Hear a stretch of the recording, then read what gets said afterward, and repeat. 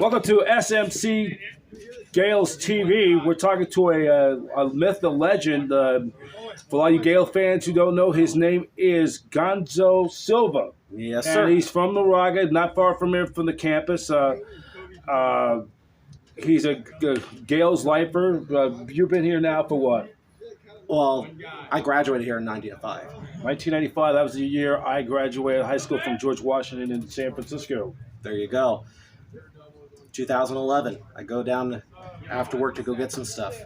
Patrick Wisdom and a bunch of his guys said, come over to the alumni game. So I did, and that's where the rec center is now. That's where our baseball field used to be. Yep, the old Guisto field. I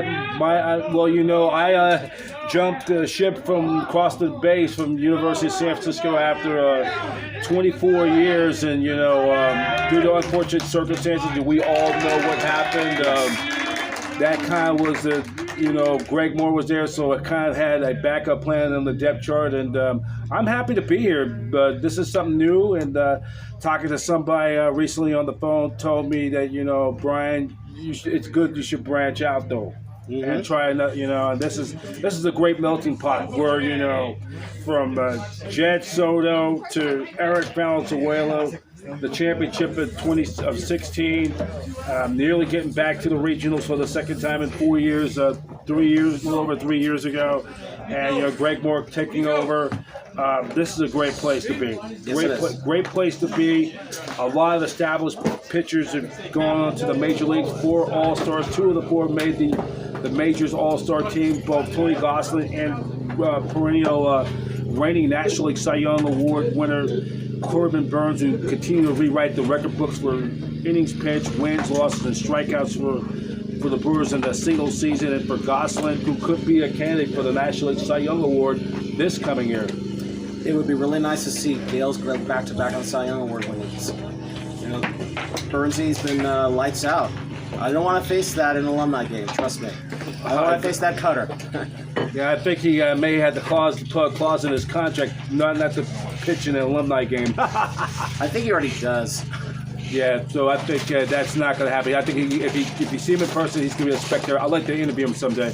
But just tell about the history of Gaels Baseball. You've been here since for a decade, and you just a lot has changed. Getting that new field next year. Yes, lots has changed, and a lot of players come and go, but it's still fun to come out and watch these guys compete every day.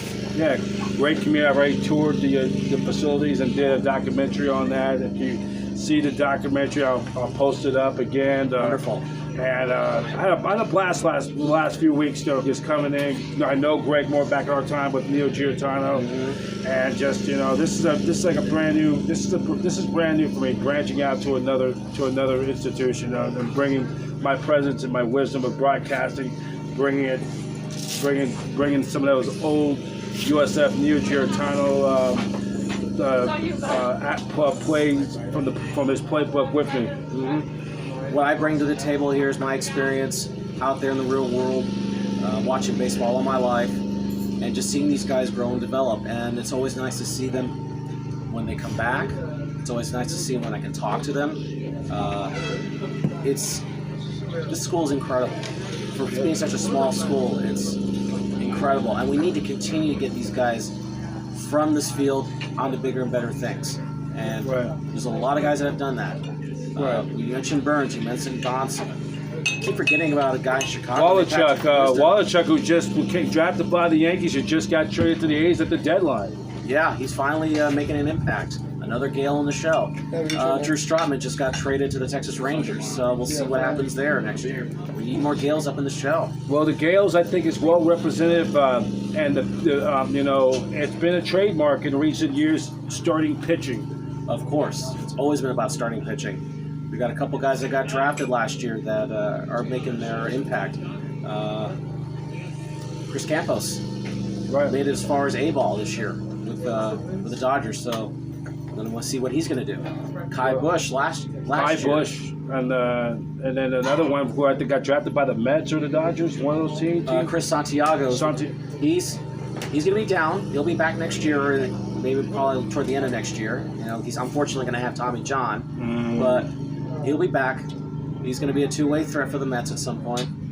Hey, they're my second favorite team, going back to Doc, Strawberry, Carter, Knight. Gary Carter was the reason why I wanted to be a catcher as a kid. So, you know, I can't do it too much like I used to. Captain America, David Wright. Yeah, David Wright, you know, Mike Piazza, and, you know, that group. But what do you think for this coming year for these Gaels, the present? I think for these Gaels, what it's going to take is a lot of discipline. Keep running those drills every day. Run your routes correctly if you're in the outfield. Make your pitches. You got to half the battle as a pitcher for this team is to be intimidating. You got to show up your hitter that says, "This is my house." Yeah. So that's the only way you're going to succeed as a pitcher in this round here. Well, they still got that Eric Valenzuela mentality left. He left that playbook to Greg Moore. And, you know, for the record straight, he was recruited by Nino Giarratano when he was at Arizona State. Then he transferred from Arizona State to Pepperdine, and then of course he was an longtime assistant, with Coach Hill at San Diego. So there you go. And he helped out Coach Quinn at San Diego State as well. Yep, there you go. I know the history, and I could tell you right now, especially with those days at Pepperdine. I mean, when your roommate's Dan Heron, you know, who did well in the major leagues. Noel Lowry, A.J. Griffin, Brian Mattis. I can go on and on. Yep. And the guys I've seen out here, you know, Burns, Gonzo, but even the opposition. How often you get to see a guy like Chris Bryant come out here, or Bradley Zimmer? I've seen all those guys. I've seen on both sides. Jesse Fopper. You know, Jesse Fopper was one of my original.